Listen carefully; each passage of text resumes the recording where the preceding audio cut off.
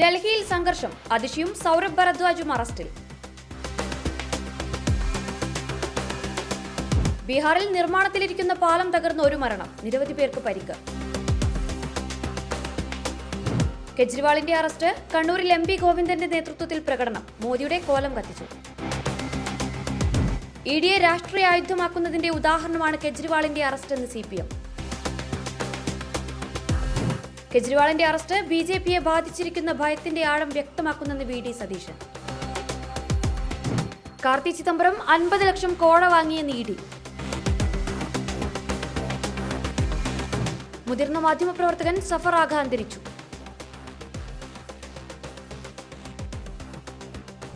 പ്രായപൂർത്തിയാകാത്ത പെൺകുട്ടിയോട് നഗ്നതാ പ്രദർശനം, 2 പേർ അറസ്റ്റിൽ.